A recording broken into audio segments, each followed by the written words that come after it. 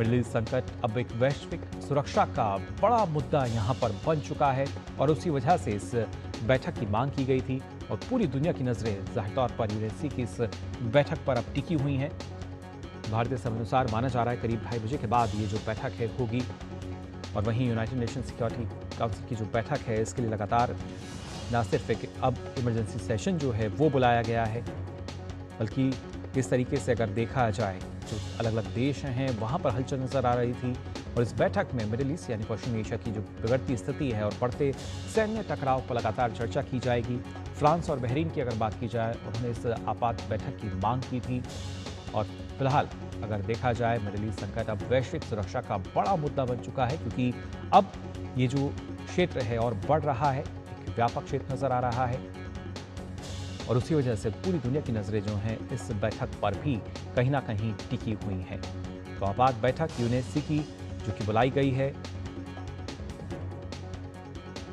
खासतौर से इजराइल की तरफ से लगातार जो बयान सामने आ रहे हैं, आईडीएफ यानी इजराइल डिफेंस फोर्स की अगर बात की जाए तो बताया गया कई जो मिसाइलें हैं उनको इंटरसेप्ट किया गया, ड्रोन जो हैं और उसके साथ साथ कई हवाई खतरों को सीमा में घुसने से पहले ही ध्वस्त कर दिया गया। अमेरिका इजराइल के हमलों के बाद ईरान की जो जवाबी कार्रवाई है वो यहाँ देखने को मिली थी और उसी के चलते आईडीएफ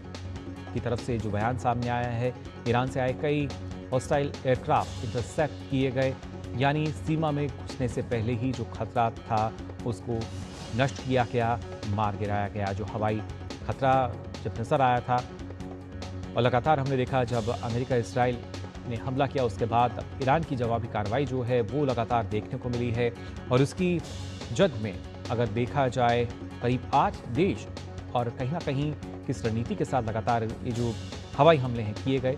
लेकिन आईडीएफ ने ड्रोन समेत कई हवाई खतरों को सीमा में घुसने से पहले ही रोक दिया, नष्ट कर दिया उन्हें और ये फिलहाल एक जवाबी कार्रवाई यहाँ देखने को मिल रही है। लेकिन इस बीच दुबई की भी अगर बात की जाए तो यहाँ भी आसमान में आग के जो गोले हैं वो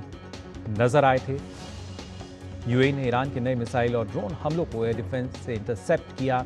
यानी न सिर्फ इजराइल बल्कि यूएई ने भी हमने देखा और इस बात की पुष्टि की यूएई रक्षा मंत्रालय ने कि हमले को नाकाम किया गया है। जी हाँ, जो ईरान की तरफ से हमला हुआ था, जो आसमान में आग के गोले नजर आ रहे थे,